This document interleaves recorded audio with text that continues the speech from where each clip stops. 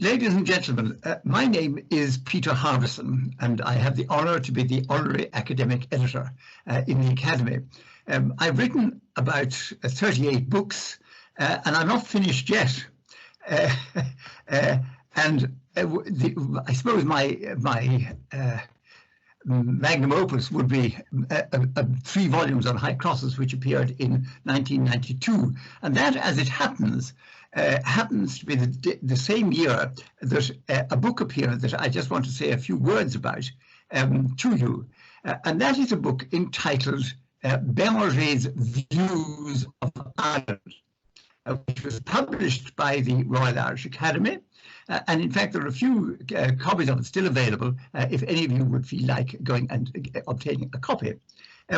Beranger himself was a Dutch Huguenot artist born in Rotterdam about 1729, we think, or 1730, came to Ireland about 20 years later to go and visit some of his family who were already here, and he then married one of them, and she died in 1782.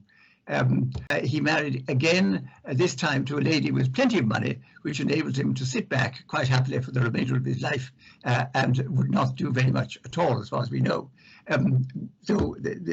Nevertheless, what I'm going to be talking about, it shows that, in fact, he was doing a fair amount of work.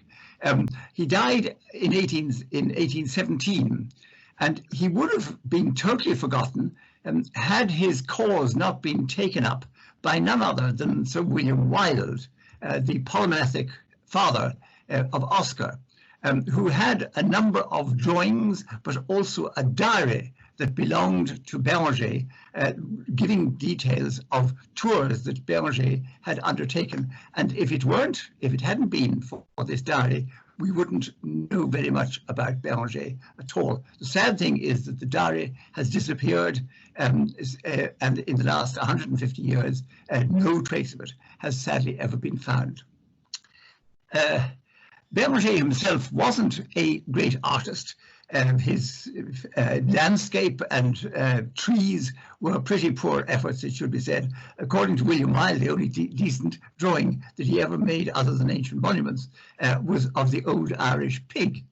But the main drawings that Beranger did, they were all ancient monuments of one sort or another. You had dolmens, churches, castles, abbeys, round towers, and so on. And with these drawings, he provides us with the most extensive resource of finding out what ancient monuments in Ireland looked like in the 18th century. The pictures in the book were taken from an album of Beranger drawings in the Royal Irish Academy. And this turned out to be volume 2 of a set of 2 volumes of drawings. The other one, volume 1, being now in the National Library.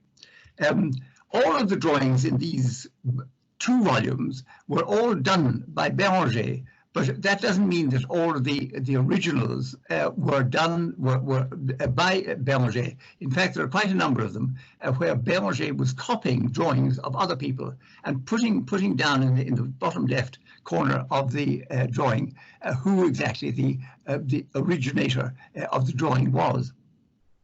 And the probability is that he was getting these 2 volumes ready for publication. He had hoped that he was going to have them engraved, but unfortunately his hopes were dashed because his arch rival, Edward Ledridge, came along and got a whole lot of non-Beranger drawings from William Burton Cunningham's collection of drawings and made out of it what we now know as Gross's Antiquities of Ireland, which appeared in the years 1794 and 1796 respectively. And this gives us an idea of the date of the 2 volumes of Beranger drawings that we have, the one in the Academy and the other in the National Library.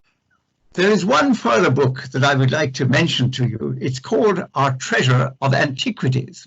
And it involves, or it's all about, a Beranger and an Italian artist named Angelo Maria Bigari going off and doing a 72-day tour of Connacht in the sweltering summer of 1779. It came about because Burton Cunningham, who had a considerable collection of drawings, but his drawings were very, very sparse for Connacht. And so he sent the pair of them off to go and do drawings of ancient monuments in Connacht. And this worked out very well because I was able to go and get the diary that Beranger had written of his tour and as excerpted by William Wilde, and put that together with the drawings by Beranger and Bigari. And in conclusion, I would like to read to you a section of Beranger's diary to give you a kind of feeling about the man in a very serious situation. So here is Beranger's account of how he got on in a bog after having already made a drawing of a dolmen in the same bog. And he and his host, Colonel Irwin, were trying to get to a house named Fortland, which is near Easky. So this is his account of the event.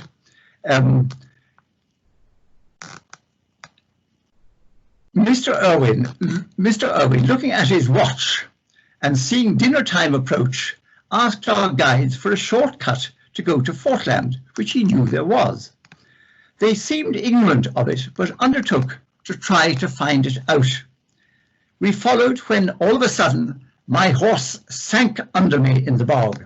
This stopped us, and as he could not get out, the guides were sent for assistance and spades to dig him out.